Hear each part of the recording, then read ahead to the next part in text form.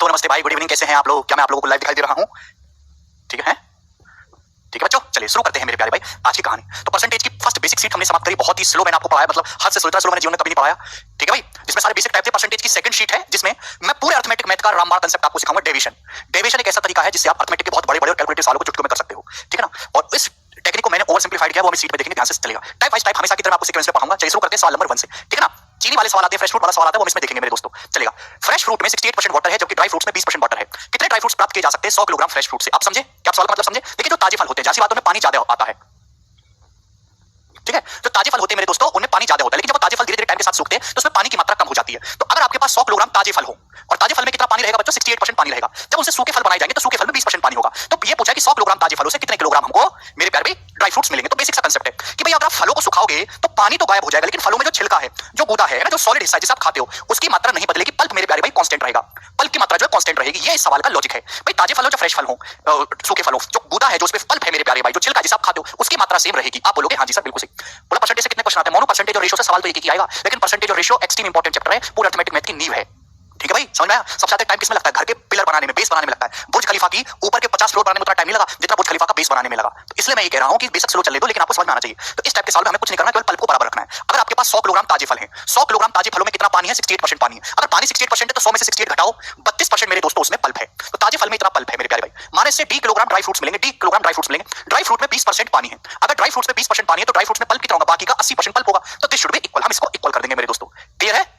तो यहां से हम इक्वल कर देते हैं, परसेंटेज से परसेंटेज कट जाएगा, 80 से 3240 बार कट जाएगा। तो ड्राई फ्रूट्स की क्वांटिटी कितनी आ जाएगी? 40 केजी आ जाएगी प्यारे बच्चों। और ये सवाल का आंसर होगा ऑप्शन नंबर यहां पे डी करेक्ट है। तो मेरे हिसाब से मेरे प्यारे भाई किसी पानी भर देना ये एक आसान तरीका है इस टाइप के सवालों को करने का। आगे चलते हैं, नेक्स्ट क्वेश्चन ये बताइएगा मेरे प्यारे भाई, और बहुत ही प्रेम भाव से आप ये सवाल समझिएगा। ठीक है ना? चलो ये उसी कांसेप्ट सवाल बताऊंगा मैं आपको। 4 सवाल a into b बराबर कांस्टेंट रूल पे। एक घोल में एक आपके पास सॉल्यूशन है जिसमें 16.5% नमक है। नमक और पानी का एक घोल है जिसमें 16.5% नमक है। अब जब धूप में रखने से 18 लीटर पानी इवेपोरेट हो जाता है तो नमक का जो कंसंट्रेशन है वो 20.9% हो जाता है, नमक की सांद्रता। तो आपसे पूछा है सॉल्यूशन की इनिशियल क्वांटिटी क्या थी? तो मेरे प्यारे भाई आप मुझे एक बात बताइए कि प्यारे बच्चों अगर आपको सॉल्ट निकालना है, नमक की क्वांटिटी कैसे निकालते हैं? तो सॉल्ट की जो क्वांटिटी होगी वो क्या होगी? सॉल्ट की जो क्वांटिटी है मेरे प्यारे भाई वो होगी सॉल्यूशन इनटू मेरे प्यारे भाई परसेंटेज ऑफ सॉल्ट।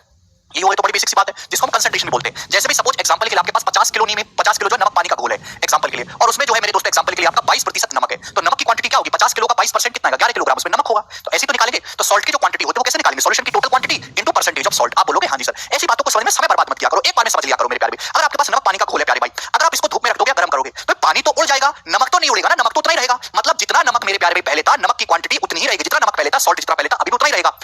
आपने मेरे दोस्तों पानी का वाष्पीकरण हो गया, 18 लीटर पानी उड़ गया, जिससे नमक पहले 16.5% था, नमक का कंसंट्रेशन अब कितना हो गया? 20.9%। पहले कितना नमक था भैया? 16.5% था, अब क्या हो गया? नमक का कंसंट्रेशन 20.9%। तो कंसंट्रेशन मेरे दोस्तों किस रेशियो में चेंज हुआ? सॉल्यूशन की क्वांटिटी उसके रिवर्स रेशियो में होगी। आप बोलोगे हां जी सर, बताओ किससे जा रहा है? ये 11 से डिवाइड हो रहा है, 15 बार चला जाएगा, 19 बार, 11 से कट रहा है मेरे दोस्तों, ये 15 बार जाएगा, 19 बार आएगा। तो सॉल्यूशन की क्वांटिटी रिवर्स रेशियो में चेंज होगी, 19 रेशियो मेरे दोस्तों, 19:15। क्लियर है? तो सॉल्यूशन यानी कि घोल की जो मात्रा होगी वो रिवर्स रेशियो में रही होगी, 19:15। आप बोलोगे हां जी सर बिल्कुल सही समझ गया। यानी कि मेरे दोस्तों अगर पहले सॉल्यूशन 19 था तो 19 से घट के 15 होगा, कितना घटा मेरे प्यारे? 4 लीटर। सॉल्यूशन कितना घटा है भाई? पानी 18 लीटर हो गया तो 80 लीटर मेरे दोस्तों आपका सॉल्यूशन घटा। तो 4 की वैल्यू मेरे प्यारे 18 लीटर है, तो 1 की वैल्यू कितनी है? 18/4, 4.5 लीटर। 1 यूनिट की जो वैल्यू बच्चों वो 4.5 लीटर है। आप बोलोगे हां जी सर। तो मेरे प्यारे भाई सॉल्यूशन की जो मात्रा होगी वो 19 यूनिट होगी। तो 19 यूनिट की वैल्यू क्या होगी? 19 की वैल्यू, तो 19 की वैल्यू मेरे प्यारे 19 गुणा 4.5, जो कि कितना आएगा? इनिशियल क्वांटिटी पूछे 76 और 9.5, 85 लीटर इस सवाल का आंसर होगा, जिसे सभी बच्चे कर पाएंगे। ठीक है समझे? तो मुझे लगता है कि ये सवाल सभी बच्चों को समझ में आया होगा, कोई दिक्कत नहीं है। आगे चलते हैं, सवाल नंबर है मेरे प्यारे भाई यहाँ पे 3 ही बातें, बहुत बढ़िया सवाल ये भी। चीनी पर इसी तो बड़ा तेज चल रहा है भाई। There is 26.4% sugar in the 28 litre solution of sugar and water। चीनी पानी का एक घोल है, कितना? 28 लीटर घोल है जिसमें 26.4% शुगर है। After boiling 6 litre, 6 litre boil करने के बाद है ना, जब हम इसको बॉईल करते हैं तो 6 लीटर पानी उड़ जाता है, वाष्प भाप बन के उड़ जाता है। तो आपसे पूछा बताओ शुगर में, इस सॉल्यूशन में बची शुगर का प्रतिशत कितना होगा? अरे 4 की वैल्यू 18 लीटर है तो 1 की वैल्यू लूजर 18/4 होगी ना, 4.5 लीटर। आप मुझे बताओ यहां भी तो सेम कांसेप्ट है। शुगर हम कैसे निकालते हैं प्यारे भाई? शुगर की मात्रा कैसे निकालते हैं? सॉल्यूशन, टोटल सॉल्यूशन की क्या मात्रा है? टोटल घोल कितना है इनटू परसेंटेज ऑफ शुगर, और उसमें शुगर का परसेंटेज कितना है, शुगर की सांद्रता कितनी है। यही तो बेसिक कांसेप्ट आप बोलोगे जी सर। आपके पास एक चीनी पानी का घोल था, कितना घोल था? चीनी पानी का 28 लीटर घोल था मेरे प्यारे भाई। उसमें चीनी कितनी थी? 26.4% चीनी है। अब अपने घोल को गर्म किया, 6 लीटर पानी उड़ गया, तो बचे घोल में चीनी कितनी होगी? जब आप चीनी पानी के घोल को गर्म करोगे तो पानी तो उड़ जाएगा, चीनी तो नहीं उड़ेगी ना मेरे प्यारे भाई। यानी कि शुगर की जितनी मात्रा पहले थी आज भी उतनी ही शुगर रहेगी। आप बोलोगे जी सर बिल्कुल सही, जितनी शुगर पहले थी अभी उतनी रहेगी। पहले आपके पास 28 लीटर घोल था, गर्म किया आपने, 6 लीटर पानी उड़ गया, तो 28 में से 6 लीटर उड़ गया तो बचा कितना? 22 लीटर। तो रिवर्स रेशियो होगा, टोटल सॉल्यूशन का जो रेशियो होगा शुगर के परसेंटेज का रेशियो उसका रिवर्स होगा मेरे प्यारे। 28-22 का रेशियो कितना मेरे प्यारे? तो आप कहोगे सर 14 रेशियो क्या है? तो शुगर के कंसंट्रेशन का रेशियो रिवर्स होगा 11/5-14। आप बोलोगे हां जी सर। शुरुआत में कितनी चीनी थी मेरे प्यारे भाई? शुरुआत में जो चीनी का कंसंट्रेशन था वो 26.4% था। 11 की वैल्यू 26.4% है। कितने गुना? 26.4 को 11 से भाग करना होता है, तो भाग नहीं कर सकते, 11 दूनी 22, 11 चौक 44, 2.4 गुना। तो अब चीनी का कंसंट्रेशन कितना है? तो ये भी 14 की वैल्यू 2.4 गुना होगी। तो 14 दूनी 28 और में 5.6 जोड़ेंगे 33.6%। तो अब शेष घोल में चीनी का जो प्रतिशत होगा वो 33.6% होगा। डी ऑप्शन इस सवाल का आंसर है। क्या आप ऐसे सवाल नहीं कर सकते बताओ? सभी बच्चे समझ गए इस टाइप के सवाल को, है ना? आसान सवाल होता है मेरे प्यारे। लास्ट क्वेश्चन करेंगे इस टाइप का, फिर हम टाइप को चेंज करेंगे। जवाब दीजिएगा मेरे प्यारे भाई, बनाओ लास्ट क्वेश्चन, फिर हम टाइप को चेंज करेंगे। बनाइए भैया।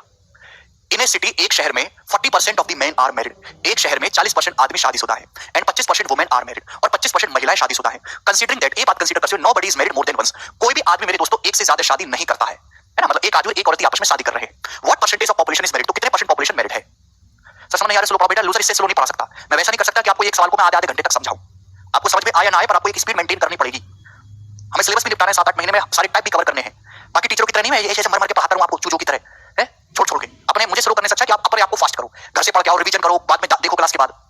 जी अब मेरे प्यारे बहुत ही अच्छा सवाल है, इंपॉर्टेंट क्वेश्चन है। अगर आप थोड़ी बहुत पढ़ाई करते हो तो आपने इस टाइप का सवाल मॉक टेस्ट में भी देखा होगा। देखिएगा भाई, आदमी की शादी किससे होती है? औरत से। तो जितने आदमियों की शादी हुई होगी उतनी ही औरतों की शादी हुई होगी। अगर 10 पुरुष शादीशुदा है तो 10 ही औरतें शादीशुदा हैं। आप बोलोगे हाँ जी सर। तो भाई मैंने मान लिया कि एक शहर में एम पुरुष है, एक शहर में एम पुरुष है और डब्ल्यू वुमेन है। एम मैन है, डब्ल्यू वुमेन है। तो मैन का कितना मैरिड है? 40%।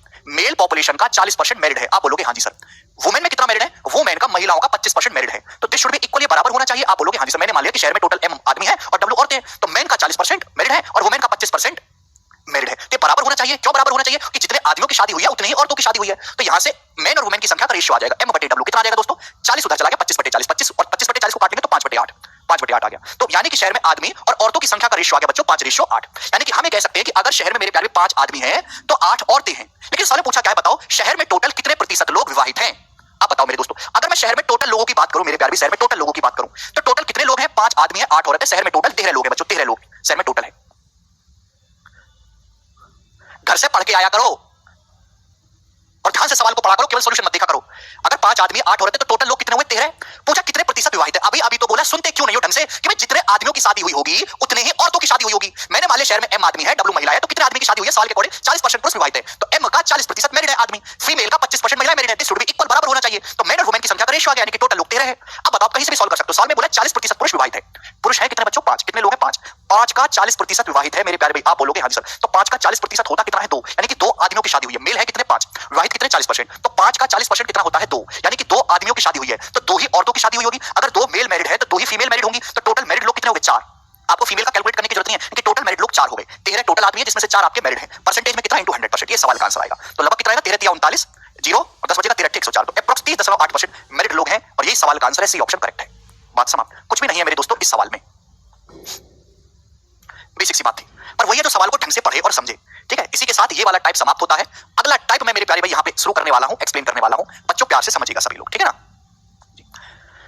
अगला टाइप है मेरे दोस्तों इनकम बेस्ड सवाल। Income based, income based. शायद ही कोई साल ऐसा बीतता हो जिस साल ये सवाल ना आता हो, इस टाइप के क्वेश्चन जो मैं आपको टाइप कराने वाला हूं। इनकम बेस्ड, आय बेस्ड प्रश्न। सबसे पहले इसका कंसेप्ट जानते हैं कि सवाल कंसेप्ट क्या है। आप जानते हैं मेरे दोस्तों कि इनकम बराबर होता है, सभी बच्चे जानते हैं कि इनकम बराबर होता है एक्सपेंडिचर प्लस सेविंग। इनकम बराबर क्या होता है बच्चों? Expenditure plus savings. अब आप कहोगे सर ये क्या बला है? तो ये बला है मेरे दोस्तों, सभी बच्चे जानते हैं। देसी भाषा में कहूं तो आय बराबर खर्चा प्लस बचत। भाई आदमी क्या करता है? जो कमाता है उसे बोलता है इनकम। इनकम में से जो वो खर्च करता है वो हो जाएगा खर्चा, और जो उसके पास बचा हम उसको कहते हैं बचत। तो जाहिर सी बात है आय बराबर खर्चा प्लस बचत होगी। आप बोलोगे हाँ जी सर बिल्कुल सही। शॉर्ट में अगर इसको लिखना चाहे तो इनकम, आई मतलब इनकम बराबर एक्सपेंडिचर प्लस सेविंग। ये बिल्कुल बेसिक कंसेप्ट है। किसी बालक को इसमें तो डाउट नहीं है कि बोलो सर इसमें भी डाउट है? अगर इसमें भी डाउट है तो माथे पे गधा या जानवर लिखा के जंगल में चला जाए, ठीक है भैया, क्योंकि वो इंसान कहलाने लायक ही नहीं है। तो ये बात मैं जानता हूं कि इनकम बराबर एक्सपेंडिचर प्लस सेविंग, ठीक है भाई। अगर मैं आपसे यहाँ पे एक्सपेंडिचर पूछूं, एक्सपेंडिचर भाई खर्चा क्या होगा? एक्सपेंडिचर जो है वो कैसे निकालेंगे? इनकम में से सेविंग घटा दो, इनकम माइनस सेविंग। बात समझ में आ गई? आप बोलोगे हाँ जी सर बिल्कुल सही, ठीक है बच्चों, यस और नो? आप बोलोगे जी बिल्कुल सही। एग्जांपल के लिए देखो, इनकम हर चीज अपने आप में 100% होती है। इनकम क्या होती है? 100%। मैं एग्जांपल लेता हूं, एग्जांपल। इनकम क्या होती है? 100%। जो भी आदमी कमाता है वो 100% है। जो भी आदमी कमाता है वो 100% है। और सपोज इनकम 100% में से किसी आदमी ने 62% खर्चा किया, 62%, तो बताओ उस आदमी की सेविंग कितनी होगी? एग्जांपल लिया मैंने अपनी मर्जी से, उस आदमी की सेविंग कितनी होगी? अगर हर आदमी की इनकम 100% होती है, 100 में से वो 62% खर्चा करता है, तो उसकी बचत कितनी होगी बताओ बच्चों? तो 100 में से 62 माइनस कर देंगे, 62 घटा देंगे, 100 में से 62 माइनस कर देंगे, कितना आएगा? 38%। तो उस आदमी की जो सेविंग होगी वो 38% होगी। क्लियर है? आप बोलोगे हाँ जी सर ये बराबर होगा। समझ में आया? ठीक है भाई, इतनी सी बात आपको समझ में आ गई है तो आप सवाल कर सकते हैं। केवल इतना ही कंसेप्ट है जो मैं आपको सवाल करवाने वाला हूं। इसके 2 तरीके हैं। एक तरीका तो है 100 मानकर और एक तरीका है बच्चों डेविएशन। अगर सवाल का डाटा आसान है तो हम 100 मान के करेंगे जो मैं आपको सिखाऊंगा। डाटा डिफिकल्ट है तो हम डेविएशन से करेंगे जिसको मैं बाद में सिखाऊंगा। तो अभी मैंने आसान डाटा वाले इजी क्वेश्चन लिए हैं जिनको हम बेसिक से 100 मान के करेंगे। जी बच्चों, ये सवाल प्री और मेंस किसी भी एग्जाम में आता है सेम लेवल के साथ। लेवल में कोई चेंज नहीं होगा, जैसा प्री में आएगा वैसे ही मेंस में आएगा। जी, शायद आप लोगों ने सवाल देखा भी होगा। हाँ जी, एलिगेशन से भी हो जाएगा अनुभव। जैसे राघव अपनी इनकम का 80% खर्च करता है। यदि उसकी इनकम 12% बढ़ जाती है, बचत 10% कम हो जाती है, तो उसके खर्चे में कितनी वृद्धि होगी? ये सवाल आपसे पूछा है मेरे प्यारे भाई। चलो शुरू करते हैं। अभी मैंने आपको बताया बच्चों की इनकम बराबर होता है एक्सपेंडिचर प्लस सेविंग, आय बराबर खर्चा प्लस बचत। ये होता है। पहली लाइन देखो, डाटा काफी आसान है। राघव अपनी इनकम का 80% खर्च करता है। इस बात का क्या मतलब है कि भाई अगर राघव की इनकम अगर 100 रुपए है, 100 रुपए तो 80 रुपए उसमें से खर्च कर रहा है, यानी कि राघव की बचत कितनी बच्चों? 20 रुपए उसकी बचत है। तो दिस शुड बी बराबर होना चाहिए। 100 बराबर 80 प्लस 20। आप बोलोगे हाँ जी सर, ये हो गया। शुरुआत में ये कहानी है। अच्छा, अब मेरे प्यारे राघव की इनकम 12% बढ़ जाती है। इनकम 12% बढ़ जाती है, क्या मतलब हुआ कि भाई इनकम 100 थी, 12% बढ़ गई। 100 को 12% बढ़ाओ तो इनकम कितनी होगी बच्चों? 112। इनकम 112 हो गई। बचत 10% कम हो जाती है। इसका क्या मतलब है भाई? बचत अगर 20 थी तो 10% कम हो गई। 20 का 10% कितना होता है? 2। तो 20 का 10% 2 कम कर दोगे तो बचत कितनी आ जाएगी बच्चों? 18। बचत हो जाएगी आदमी की 18। तो आप मुझे बताओ बच्चों, खर्चा कितना हो जाएगा? अगर अब आदमी की इनकम 112 है, जिसमें से 18 उसकी बचत है, तो आदमी का खर्चा कितना है बच्चों? खर्चा कितना कर रहा है? 112 रुपए में से 18 माइनस कर दो, 94 रुपए आदमी का खर्चा हो गया। मेरे प्यारे, समझ पाए? अगर आदमी की इनकम अभी 112 है, जिसमें से 18 रुपए उसकी बचत है, तो खर्चा कितना है? 112 में से 18 माइनस कर दो, 94 रुपए उसका खर्चा है। सवाल पूछा उसका खर्चा कितना प्रतिशत बढ़ गया? पहले आदमी का खर्चा 80 रुपए था। इनिशियल कितना खर्चा था? 80 रुपए था मेरे प्यारे। आदमी का खर्चा कितना हो गया? 94। तो आदमी का खर्चा कितना बढ़ गया? 80 से 94 हो गया, 14 रुपए आदमी का खर्चा बढ़ गया। कितना बढ़ गया? 14 रुपए। 80 था, 14 रुपए बढ़ गया। परसेंटेज में कितना बच्चों? इनटू 100%। आप बोलोगे हाँ जी सर बिल्कुल सही। तो आएगा मेरे दोस्तों, 4 से इसको काटेंगे, 35/2 आएगा। 35/2 को हम 17.5% कह सकते हैं। तो आदमी का खर्चा 17.5% बढ़ गया। मुझे लगता है मेरे सभी बालक इस सवाल को अब समझ पाए हैं। कृतिका का डाउट है सर 18 कैसे? देखो कृतिका, उसकी सेविंग 20 क्या होता है? बचत 10% कम हो जाती है। सेविंग है कितनी? 20। अगर आप 20 को 10% कम करोगे, 20 का 10% होता है 2, तो 2 कम करने पर 18 तो रह जाएगी बचत। इसमें डाउट क्या है? देखो ये मैंने आपको बहुत सिंपल तरीके से समझाया। पहला सवाल था जिसे सारे बच्चे समझ पाए। आपको इतना लिखने की जरूरत नहीं होती। जब आपसे सवाल में यह पूछा गया है बच्चों कि आदमी की मेरे प्यारे भाई खर्च में कितने प्रतिशत की वृद्धि है, तो आप मेरे प्यारे केवल वृद्धि निकालो। फाइनल का क्या करना मेरे प्यारे भाई? सुनो, राघव अपनी इनकम का 80% खर्च करता है, मतलब राघव की इनकम 100 है तो 80 खर्च किया, बचत है 20। ओके, राघव की इनकम 12% बढ़ जाती है। इनकम 12 बढ़ जाती है तो आप केवल बढ़ा देखो, चेंज देखो, चेंज कितना? इनकम 12% बढ़ गई। इनकम बढ़ गई बच्चों 12 बढ़ा, इसलिए मैं सर्कल बंद कर लेता हूं। इनकम 100 थी तो 12 बढ़ गई। बचत 10% कम हो जाती है। बचत मेरे दोस्तों 20 थी, 20 का 10% यानी कि 2 रुपए। 2 रुपए बचत कम हो जाती है। कम हो रही है इसलिए माइनस का साइन लगाऊंगा। बढ़ रहा है तो पॉजिटिव, घट रहा है तो नेगेटिव। बचत 20 थी, 20 का 10% 2 रुपए कम हो गई। आप बोलोगे हाँ जी सर। तो बताओ एक्सपेंडिचर में कितना चेंज आया बच्चों? एक्सपेंडिचर में कितना चेंज आया मेरे प्यारे? जवाब दीजिए। खर्चे में कितना चेंज आया? भाई इनकम जो होता है ना, वो एक्सपेंडिचर प्लस सेविंग होना चाहिए, यानी कि इन दोनों को जोड़ के 12 आना चाहिए। तो एक्सपेंडिचर में कितना चेंज आया बच्चों? 14 रुपए का। अरे भैया 14 में -2 जोड़ेंगे तभी तो 12 आएगा, यानी कि आपका खर्चा 14 रुपए बढ़ा। आप बोलोगे हाँ जी सर बिल्कुल सही, कोई प्रॉब्लम नहीं। यानी कि आदमी का खर्चा 80 था तो आदमी का खर्चा 14 रुपए बढ़ गया। 80 पे बढ़ा 14, तो दोनों तरफ 4 से भाग दो, तो 20 पे बढ़ा 3.5। 100 पे खर्चा कितना बढ़ा? 100 पे खर्चा बढ़ा 17.5 रुपए, यानी कि आदमी का खर्चा 17.5% बढ़ गया। ये इसका आंसर है। 100 में जो भी चेंज आता है वो डायरेक्ट परसेंट। अरे भैया इनकम बराबर एक्सपेंडिचर प्लस सेविंग, इन दोनों को जोड़ के 12 आना चाहिए। 14 में -2 जोड़ोगे तभी तो 12 आएगा। अरे भैया -2 है, -2 में क्या जोड़े कि 12 आए? तो 14 जोड़ो। तो एक्सपेंडिचर 80 था, 80 से 14 बढ़ गया। दोनों तरफ 4 से भाग दो, 80 पे 14 बढ़ा खर्चा, 4 से भाग दोगे, 20 पे कितना बढ़ा? 3.5। 100 पे कितना बढ़ा? 5 से गुणा करो 17.5। 100 में जो खर्चा बढ़ा वही डायरेक्ट परसेंटेज में आएगा। क्लियर? आप बोलोगे हाँ जी सर बिल्कुल सही, बिल्कुल बेसिक से आया है। एक सवाल और लेते हैं, चिंता मत करो, बताइए।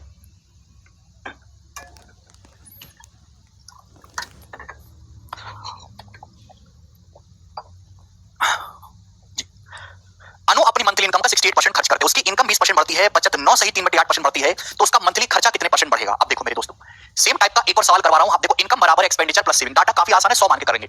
अनु अपनी इनकम का 68% खर्च करती है। इसका क्या मतलब है कि अगर अनु की इनकम 100 रुपए है तो 68 खर्च कर रही है, तो बचत कितनी? 32। 100 में से 68 माइनस कर दो, अनु की बचत 32 रुपए। आप बोलोगे हाँ जी सर, जल्दी जल्दी करो, इतना टाइम नहीं है। ये हुआ अनु की इनकम 20% बढ़ जाती है। 20% बढ़ने का मतलब क्या हुआ मेरे दोस्तों? अगर इनकम 100 थी तो 20% यानी कि 20 रुपए बढ़ गई। बचत बढ़ जाती है 9 सही 3/8%। ये 9 सही 3/8% का मतलब क्या है बच्चों? बताओ जल्दी से। तो 8 नाम 72, 3 75, 75/8%। 75% का मतलब होता है 3/4। 75% 3/4, 3/4 को 8 से भाग देंगे 3/32। आप बोलोगे जी सर बिल्कुल सही, यानी कि उसकी बचत 3/32 बढ़ जाती है। अगर बचत 32 थी मेरे प्यारे भाई, तो 32 का 3/32 कितना होता है? 3। बचत कितनी बढ़ गई? 3 रुपए बढ़ गई। 3/32 बढ़ने का मतलब है कचरा आदमी, गधा आदमी की अगर बचत पहले 32 थी तो बचत 3 बढ़ गई। नीचे होता है इनिशियल वैल्यू, ऊपर होता है चेंज। तो अगर आदमी की इनकम, मैं आपसे कहूं किसी आदमी की इनकम 20 रुपए बढ़ गई, उसकी बचत 3 रुपए बढ़ी, तो खर्चा कितना बढ़ा भाई? 17।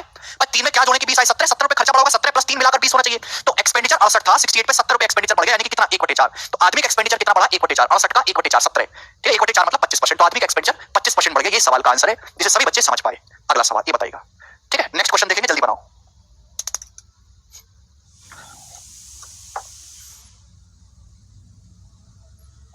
सर एलिगेशन से बताइए। अच्छा एलिगेशन से बताऊंगा, मैं एलिगेशन सिखाऊंगा। अभी बताने लगूंगा, फिर थोड़ी देर में कहोगे कि सर मत बताओ, तो फिर कैसे करूंगा मैं? एक सीक्वेंस में पढ़ना होता है, तुम्हारी तरह नहीं है। खुशबू कह रहे हैं सर जी बेसिक से कराओ प्लीज। खुशबू इससे नीचे कोई बेसिक होता ही नहीं है, इससे नीचे कुछ होता ही नहीं है। इससे नीचे आपको बेसिक जानना है तो आप जाके स्कूल में एडमिशन ले लो, ऐसे मत करवाओ अपनी। बेसिक से बताओ। अबे जब बुद्धि नहीं है पढ़ने लायक तो क्यों पढ़ाई कर रहे हो? शादी कर लो, नहीं है बुद्धि पढ़ने लायक। इससे नीचे कोई बेसिक नहीं है। शर्म भी नहीं आती यार, कुछ भी बोल देते भगवान ने मुंह दिया तो। इनकम बराबर एक्सपेंडिचर प्लस सेविंग, क्या पढ़ा दूं मैं इससे नीचे? बताओ तुम मुझे। अरे स्कूल में 10वीं में खुद से पास करी, वो भी नकल से हुई है। सुधा अपनी इनकम का 15% बचाती है, उसका खर्चा 20% बढ़ जाता है, बचत 60% बढ़ जाती है, तो इनकम कितने प्रतिशत बढ़ी? ध्यान सुनेगा। पहली लाइन, सुधा अपनी इनकम का 15% बचाती है, क्या मतलब है? अगर सुधा की इनकम 100 रुपए है तो 15 रुपए की बचत कर रही है, बाकी कितना? 100 में से 15 घटाओ, 85 रुपए सुधा का खर्चा है, 85 रुपए सुधा का खर्चा। ये हो गया। उसका खर्चा 20% बढ़ता है। 20% का मतलब होता है 1/5। 85 का 1/5 कितना होता है? 85 का 20% कितना होता है? 17। उसका खर्चा 17 रुपए बढ़ जाता है। बचत कितनी बढ़ती है? 60%। 60% होता है 3/5, 20% 1/5, 60% 3/5। तो 15 का 3/5 या 15 का 60% कितना होता है? 9। 15 का 60% कितना हो गया? 9। तो भाई उस सुधा का खर्चा 70 रुपए बढ़ गया, बचत 9 रुपए बढ़ गई, तो इनकम कितनी बढ़ गई? 17 + 9 26। तो सुधा की इनकम 100 थी, इनकम 100 में 26 बढ़ गई, 100 रुपए में इनकम 26 बढ़ गई। परसेंटेज में कितना? 26%। खुशी कह रहे सर 85 कहां से आया? खुशी, अगर घर में कोई छोटा बालक हो जिसको बोलना आता हो, बोलना काफी है, जैसे हमारा विराज है ना, उससे पूछना मैं अपनी इनकम का 15% बचाती हूँ, इसका मतलब मैं अगर 100 रुपए कमा रही हूँ तो 15 रुपए की बचत कर रही हूँ, तो मेरा खर्चा कितना होगा? तो बोलेगा बेटा सुधी, पहले तो आपके कान पे थोड़ा सा रैपट मारेगा, फिर वो बोलेगा 100 में से 15 घटाओ, 85 रुपए खर्चा है। तुमको शर्म नहीं आती अपने आप को गवर्नमेंट जॉब एस्पिरेंट कहते हुए? हद होती है भाई किसी चीज की। 100 में से 15 रुपए कोई आदमी बचत कर रहा है तो वो यानी कि 100 में से 15 घटा के 85 रुपए खर्चा नहीं कर रहा वो। ये डाउट आपको बार बार पूछना शोभा देता है क्या?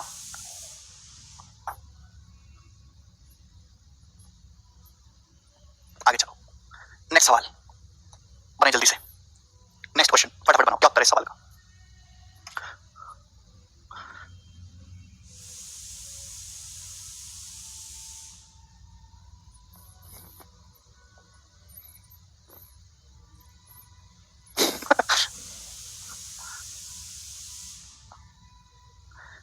काश मेरे सामने होते तो तुम पे बाण चलाता, ब्रह्मास्त्र का इस्तेमाल करता।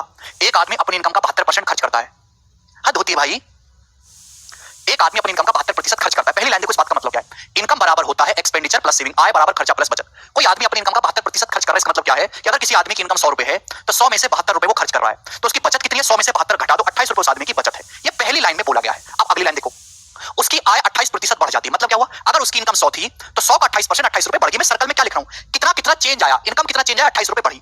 खर्चा कितना बढ़ा? 25%। तो 72 रुपए का 25% कितना होता है? 72 का 25% होता है 18। 25% मतलब 1/4। खर्चा बढ़ा 18 रुपए, तो बचत कितनी बढ़ी भैया? 10। अगर किसी आदमी की इनकम 28 बढ़ी है, खर्चा 18 बढ़ गया, तो 10 रुपए उस आदमी की बचत बढ़ गई। यानी कि बचत अगर 28 रुपए थी तो उसकी बचत 10 रुपए बढ़ गई। यानी कि कितना मेरे दोस्तों? 2 से काट लेंगे 5/14। अब 1/14 मैंने आपको लिखवाया है मेरे दोस्तों कि 1/14 लगभग 7.14% होता है। ठीक है भाई, आप बोलो तो 5/14 क्या होगा? इसका 5 गुना, लगभग 35% के आसपास इसका आंसर आएगा, जो कि सी ऑप्शन करेक्ट है। नीतीश आपने गलत कर दिया। 1/14 7.14%, तो 5/14 5 से गुना करेंगे तो 35.7%। खत्म। अगला सवाल, इस टाइप के सवालों को कर लोगे जी? देखो मैं ना ऐसा नहीं कि आपको एक कंसेप्ट पढ़ा रहा हूं तो एक सवाल करवा के छोड़ दूं। जैसे मैंने आपको ये पूछा, पहले सवाल में आपसे खर्चे में चेंज पूछा था, दूसरा जो कि बेसिक सवाल, आप गधे हो, बुद्धि नहीं है तुम में, है ना, मरा हुआ दिमाग है तुम्हारा। दूसरा सवाल सेम ऐसा ही करवा जिसमें खर्चा पूछा था। तीसरे सवाल मैंने इनकम भी पूछ लिया, चौथे सवाल मैंने बचत भी चेंज पूछ लिया। 4 सवाल हो गए। अभी तो राक्षसों को समझ में ना आए तो बिल्लियों के साथ जाके खेलो, बंदर को पप्पी करो, है ना, जंगल में चले जाओ, मतलब बेसिकली तुम शहर में मत रहो, वहीं आपकी ट्यूनिंग बन सकती है। अमरजीत, इनकम 28 रुपए बढ़ गई, खर्चा 18 बढ़ गया, तो सेविंग कितनी बढ़ी होगी? 10। 18 + 10 = 28।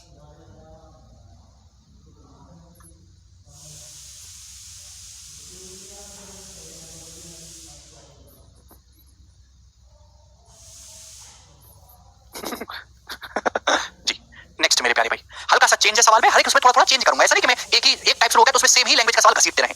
सोनू अपनी इनकम का 15% बचत करता है। सोनू सिर्फ 15% ऑफ हर इनकम, ठीक है ना, यहाँ पे इनकम रह गया, उसकी इनकम 20% बढ़ जाती है। She still save the same amount as before. बच्चों आप मुझे बताओ इस लाइन का क्या मतलब है? इस लाइन का मतलब क्या है? चलो पहली लाइन देख लेते हैं मेरे दोस्तों। पहली लाइन ये है कि सोनू जो है मेरे दोस्तों अपनी इनकम का 15% सेव करता है। मतलब ये हुआ कि अगर सोनू की इनकम 100 रुपए है ना, तो 15 रुपए की बचत कर रहा है, तो बाकी का 85 रुपए सोनू खर्च कर रहा है। आप बोलोगे हाँ जी सर, ये पहली लाइन का मतलब है। सेकंड लाइन, सोनू की इनकम 20% बढ़ जाती है। इनकम 20% बढ़ गई, 100 का 20% कितना होता है? 20। इनकम 20 बढ़ गई। She still save the same amount before. वह पहले जितना बचत करती थी उतना ही बचत कर रही है, यानी कि उनकी बचत में कोई चेंज नहीं आया। पहले जितनी बचत कर रही थी अब भी उतनी ही बचत कर रही है। नो चेंज इन सेविंग, यानी कि सेविंग में कितना चेंज आया? Nothing, zero. सेविंग में कोई चेंज नहीं आया। तो अगर किसी आदमी की इनकम 20 रुपए बढ़ गई, मेरी कमाई 20 रुपए बढ़ गई, लेकिन मेरी बचत बिल्कुल नहीं बढ़ी, यानी कि 20 रुपए क्या किया मैंने? अपना खर्चा बढ़ा दिया। इसका मतलब मेरा खर्चा 20 रुपए बढ़ गया। अरे कचरा आदमी, ये देखो इन दोनों को जोड़ के ही आना चाहिए, 20 और 0 को जोड़ के 20 आना चाहिए, यानी कि हमारा खर्चा 20 रुपए बढ़ गया। क्लियर? आप लोग इससे पूछा खर्च में कितने प्रतिशत की वृद्धि हुई? खर्चा पहले 85 था, खर्चा मेरे दोस्तों 20 रुपए बढ़ गया। परसेंटेज में कितना मेरे दोस्तों? 5 से चला जाएगा 4/17। 1/17 मैंने आपको बताया अप्रॉक्स 5.88% होता है। 4/17 तो 4 गुना है मेरे प्यारे भाई, तो लगभग ये आपका कितना आ जाएगा मेरे दोस्तों? 20 आएगा, और ये आपका 3.2 और 0.32 यानी कि 20.5 के आसपास, 30.5 आ जाएगा इसका आंसर है। ठीक है जी, 23.5%। सभी बच्चे समझ पाए? कोई भी दिक्कत इसमें नहीं है। 1/17 5.88% होता है approx. No change in saving. अनंत आगे चलते हैं, ये करिएगा मेरे प्यारे भाई। सवाल नंबर 10 बनाओ। एक और क्वेश्चन इस टाइप का, जल्दी से जवाब दीजिएगा। हाँ, इनकम 20% बढ़ी है। हर्ष 5 से ऊपर नीचे काट लेना अभी। 4/17 आ गया, 1/17 5.88%, तो 4 गुना 5.88 का लगभग ही आएगा। देखो अब देखो, ये सवाल आपके सामने आएगा, तो यार ये तो मैं आपको समझाने के लिए लिखता हूं, माहौल बनाने के लिए। ये सब लिखना थोड़ा ना होता है बार बार कि आप बार बार ये लिखोगे। अरे बात तो आप जानते ही हो। भाई इतना बेकार बालक मैंने कभी नहीं पढ़ा यार, अब तक का सबसे बेकार बैच है ये, बिल्कुल बेकार है। मन करता है तुमको रोड रोलर के नीचे डाल दूं, सड़क बना दूं तुम्हारे ऊपर। एक आदमी अपनी इनकम का 70% खर्चा करता है, उसकी इनकम 28% बढ़ गई, खर्चा सेम रहता है, तो उसकी बचत में कितने परसेंट की वृद्धि हुई? अगर आदमी की इनकम 100 है तो 70 खर्च कर रहा है, बचत उसकी 30 है। ये कहने का मतलब हुआ उसकी इनकम 28% बढ़ गई, इनकम बढ़ गई 28, खर्चा सेम रहता, खर्चा कोई नहीं बढ़ा, खर्चा रहा 0, खर्चे में कोई चेंज नहीं, नो चेंज इन खर्चा, यानी कि उसकी बचत 28 बढ़ गई। तो बचत मेरे दोस्तों 30 थी, 28 बढ़ गई, कितना बढ़ गई बचत? 30 रुपए पर 28 रुपए बचत बढ़ गई, यानी कि मेरे दोस्तों 14/15, 14/15 का मतलब 1 - 1/15, 14/15 को आप क्या लिख सकते हो? 1 - 1/15, 1 होता है 100%, 1/15 6.66, 100 में से 6.66 माइनस करेंगे तो अप्रॉक्स 93% आएगा, ये इसका आंसर है। अगला सवाल बताइएगा जल्दी से। अब मेरे दोस्तों यहां से आपका टाइप बदल रहा हूं, अब तक हमने जितने भी सवाल करे उनमें केवल परसेंटेज पूछा था, अब यहां से एग्जैक्ट वैल्यू भी आपसे पूछेगा, करो। वेरी गुड तीर्था, ऋषभ, सभी, राणा, उज्जवल, ऋतु, राहुल, रीना, सभी का आंसर आ रहा है, वेरी गुड प्यारे बच्चों। नेक्स्ट, रमेश अपनी सैलरी में से 26 सही 2/3% की बचत करता है। ठीक है, रमेश अपनी सैलरी में से कितनी बचत कर रहा है? 26 सही 2/3% की बचत कर रहा है। खर्चा 20% बढ़ जाने पर वह हर महीने 4080 रुपए की बचत कर पाता है। तो आपसे पूछा उसकी मंथली सैलरी क्या है। देखो इस सवाल में उसकी मेरे प्यार में सैलरी तो कहीं नहीं बढ़ी है, मेरे प्यार में इस सवाल में सैलरी तो कहीं नहीं बढ़ी।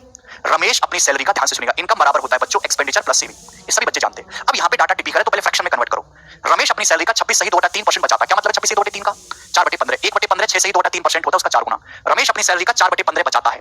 रमेश अपनी सैलरी का 26 सही 2/3% या फिर 4/15 सेव करता है। इस बात का मतलब यह है कि अगर रमेश की सैलरी 15 है ना, जो नीचे होता है वो बेस वैल्यू होती है, 4/15 बचत कर रहा है, यानी कि रमेश की सैलरी अगर 15, इनकम 15 है तो 4 रुपए की वो बचत कर रहा है, यानी कि रमेश का जो खर्चा वो 11 है। 15 में से 4 घटा, उसका खर्चा 11 है। आप बोलोगे हाँ जी सर बिल्कुल सही। खर्चा 20% बढ़ जाने पर वह हर महीने 4080 रुपए की बचत कर पाता है। खर्चा 20% बढ़ गया, 20% बढ़ने का मतलब 11 का 20% कितना होता है? 11 का 20% होता है 2.2। 11 का 20% कितना होता है बच्चों? प्लीज भगवान के लिए थोड़ा दिमाग लगा लो, अगर दिया हो भगवान ने, ना दिया हो तो तैयारी करना छोड़ दो। 11 का 20% 2.2 खर्चा बढ़ जाता है। भाई इनकम में तो कोई बदलाव नहीं हुआ, जितनी इनकम पहले थी अभी उतनी इनकम है। अगर खर्चा बढ़ गया 2.2 तो आदमी की बचत कम हो जाएगी 2.2। अरे भैया आपके पिताजी की इनकम सपोज 25,000 रुपए है, वो आपका जो खर्चा महीने का 2,000 रुपए बढ़ जाए तो फैमिली की बचत 2,000 रुपए कम हो जाएगी कि नहीं? तो खर्चा अगर 2.2 बढ़ गया तो बचत 2.2 कम हो जाएगी। 4 से 2.2 कम हो जाएगी, यानी कि 1.8। दशमलव से डरना नहीं है मेरे दोस्तों, तो यानी कि अब बचत केवल 1.8 ही होगी। क्लियर है? आप बोलोगे जी सर, यानी कि अब फैमिली की बचत 1.8 की होगी। सवाल का अब फैमिली कितनी बचत कर पाती है? 4080 रुपए की। तो 1.8 की वैल्यू सवाल में 4080 रुपए दी है। क्लियर है? आप बोलोगे हाँ जी सर बिल्कुल। अब फैमिली कितनी बचत कर पाती है? हर महीने 4080 की। तो 1.8 किलो 4080 कितने गुना? दशमलव से इधर आओगे तो 0 बढ़ जाएगा, 18 से जाएगा मेरे दोस्तों, 18 दूनी 36, 4 18 दूनी 36 मेरे दोस्तों, ये जो है आपका 4 8 हो जाएगा ना। 18 दूनी 36, कुछ गड़बड़ है क्या? एक काम करते हैं 18 से नहीं काटते, 8 4 12 है ना वैसे तो हमको ये 1.8 18 की वैल्यू आ गई मेरे दोस्तों, 18 की कितनी? अरे यार ये 40,800 रुपए। मुझे क्या करना है? आदमी की इनकम निकालनी 15 यूनिट की वैल्यू, 18 यूनिट की वैल्यू 40,800 रुपए है, हमें 15 यूनिट की वैल्यू निकालनी है मेरे प्यारे भाई। तो 18 यूनिट की वैल्यू 40,800 रुपए, अगर मैं दोनों तरफ 6 से भाग कर दूं 6 से, तो 3 यूनिट की वैल्यू क्या है? 6 6 36 6 48 68 रुपए, 3 यूनिट की वैल्यू 68 रुपए। अगर मैं दोनों तरफ 6 से भाग करूं, 15 यूनिट की वैल्यू निकालें तो 18 में से 3 यूनिट घटा दो तो 15 यूनिट की वैल्यू आ जाएगी 34,000 रुपए।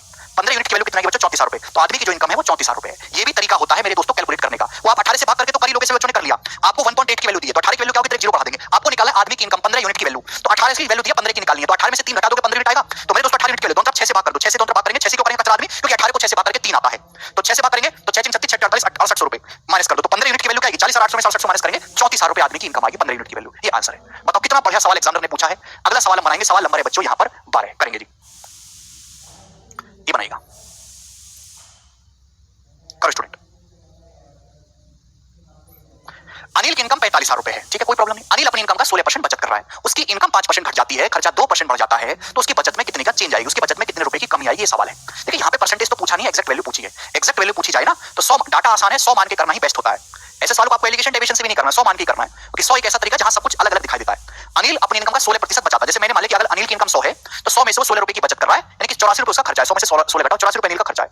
अनिल की इनकम में 5% की कमी आती है, अनिल की इनकम 5% कम हो जाती है। 100 का 5% यानी कि 5, अनिल की इनकम 5 कम हो जाती है, खर्चा 2% बढ़ जाता है, तो खर्चा कितना बढ़ा? 2%। तो बच्चों 84 का 2% कितना हुआ?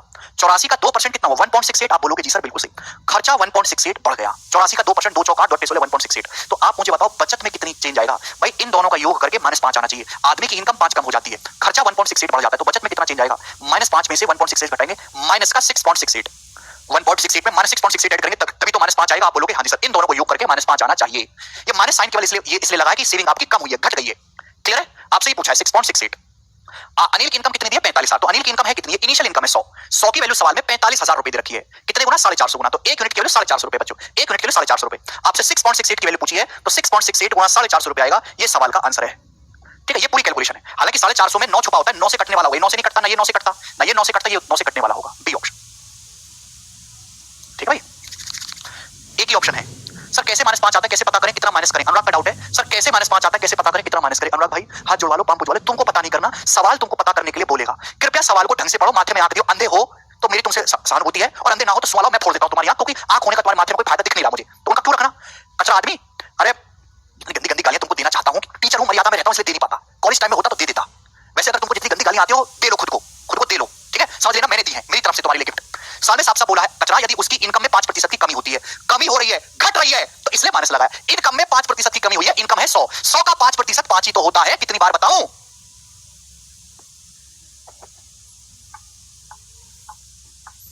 साढ़े 400, 100 की वैल्यू 4.5 45 आ रहा है, कितने गुना 450 गुना 100 में किससे गुणा करें कि 45 हो जाए 450 से।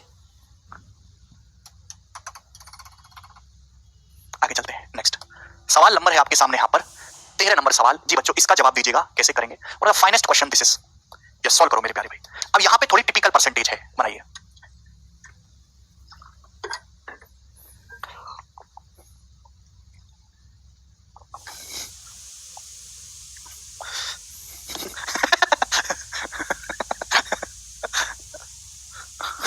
कितना तुम मुझे मजबूर करते हो यार, मेरी भाषा भी तुमने अमर्यादित करवा दी है। जी देखिए, अब देखो ये सवाल थोड़ा सा टिपिकल है। देखो सिंपल जिंदगी क्या है, बचपन में जिंदगी थी कि हम सवालों को एक्स मान के करते थे, थोड़े समझदार हुए, डाटा अगर इजी है, सवाल में वैल्यू इजी हुई है तो 100 मान के करते हैं। अगर मेरे दोस्तों डाटा कैलकुलेटिव है तो परसेंटेज को फ्रैक्शन में कन्वर्ट करो। फ्रैक्शन का जो डिनोमिनेटर होता है, जो हर होता है, हम उनका एलसीएम मान के सॉल्व करते हैं, जैसे इस सवाल में है।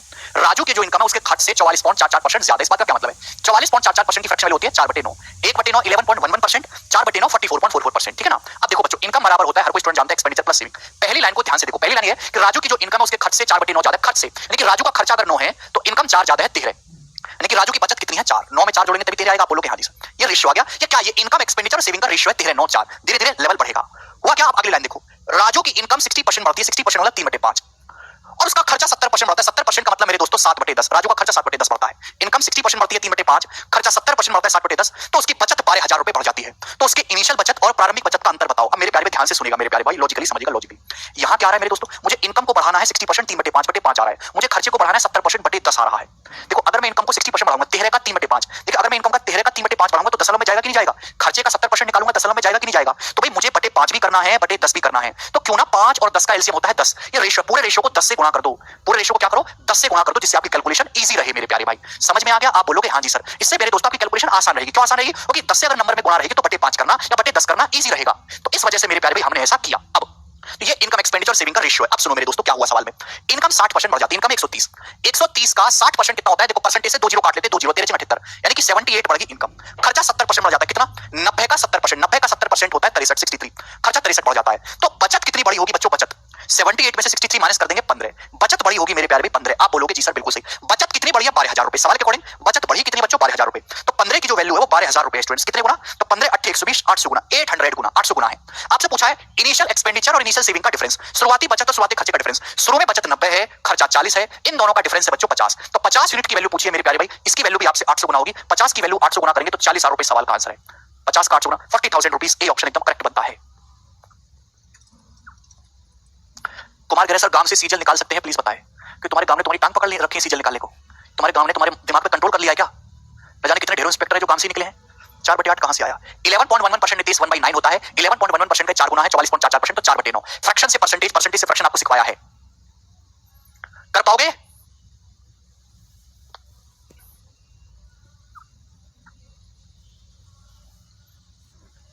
सुभाषिस कह रहे सर एक आवर में ओनली 13 क्वेश्चन इन लोगों की वजह से। सुभाषिस बहुत अच्छा स्कोर है, वो तो मैं बहुत अच्छा स्पीड से पढ़ा रहा हूं कि 1 घंटे में 13 सवाल। इनके हिसाब से चलूं ना तो 13 दिन में एक सवाल हो, अगर इन बालकों के हिसाब से चलूं तो 13 दिन में एक सवाल। समझिए कितना लेवल गिरा हुआ है पता है? गवर्नमेंट को तो बैन कर देना चाहिए इनको तैयारी करने से सरकारी नौकरी की। तो हमारी गवर्नमेंट बहुत अच्छी है, खुली आजादी दे रखी है, बेसिक मांगते हैं। चलो दोस्त आज हम इतना ही छोड़ रहे हैं, बाकी हम कल करेंगे, ठीक है ना? क्योंकि आज हम बाहर खाना खाने जा रहे हैं, ठीक है? चलो बाय।